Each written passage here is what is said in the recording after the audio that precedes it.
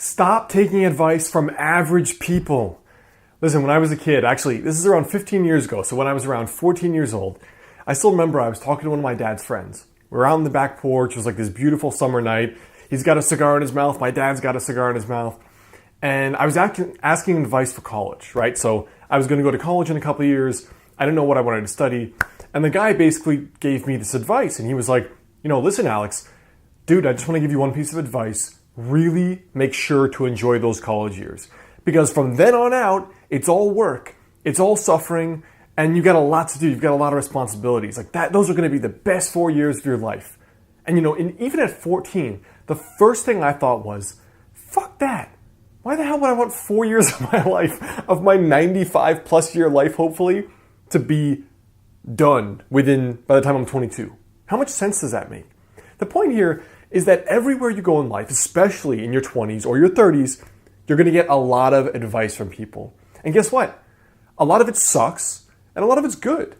But here's the thing. Everyone has advice for anything, from losing weight, from fat people giving you advice on losing weight around the Thanksgiving table, to divorced people giving marriage advice, to unsuccessful people that have financially struggled their whole damn lives giving you financial advice, and depressed people giving you advice on how to be happy.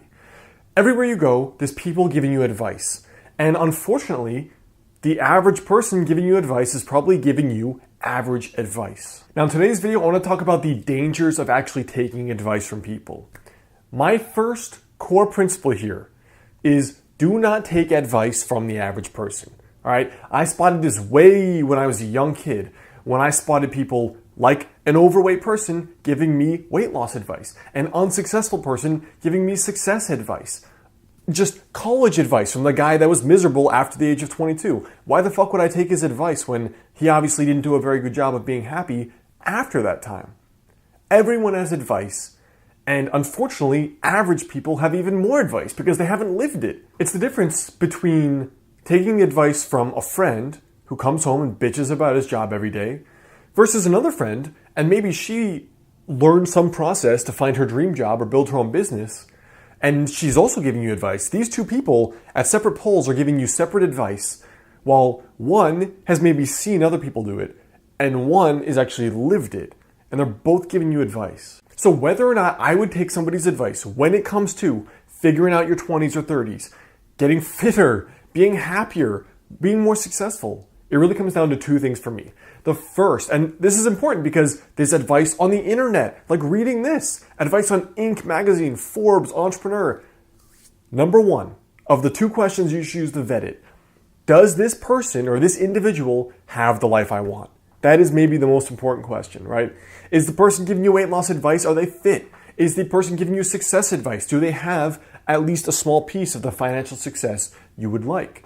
The person giving you relationship advice, do they look happy and fulfilled in their marriage or with their boyfriend or their girlfriend? Are they living it? That's the first piece. The second thing is, or have they coached someone through it? So just like if you go to the doctor's office, chances are your doctor has not had Crohn's disease, cancer, diabetes, hepatitis, but they've treated thousands of patients potentially for those things. So as a result, they know what to look for, they know the signs and symptoms, they know the roadmap to heal and fix that condition. So the other thing is, has the person coached someone through this? A doctor may not have an illness, but they may know how to fix it from experience. A coach may not have been in your situation, but maybe they've coached enough people, they've coached large amounts of people, that they said, hey, here are the things that I've noticed are commonalities between all my successful clients. Here's what I suggest. That's actually the approach I took in my book, Master the Day. I had never had an overweight challenge in my life. I was underweight. So where was my credibility? Well, I interviewed dozens of people that lost over 100 pounds. And I said, hey, these are the things that worked for them. And then I applied it. It worked to my clients. So did the person live the advice? Or if they haven't, have they coached someone through it? So that is your tiny little habit for today to figuring out your 20s. And this is really, really important because everyone is going to be giving you advice. And there's a lot of fucking bad advice out there. There's a lot of advice people have not lived, which is even worse. And I knew, even as a young kid, I saw that I was going to ignore most of these people giving me advice. That may mean your best friend, your mom, your dad, your grandpa, because I saw that all these people around me, not necessarily my parents or these people, most people giving me advice didn't have the life I wanted. And it was that simple. So as a result, I knew I had to create benchmarks of my own for whatever life I was going to live. And that means I had to figure out, I had to put the puzzle pieces together by myself. Now, before you go, I want you to leave a quick comment below. Let me know what was the worst piece of advice you ever got.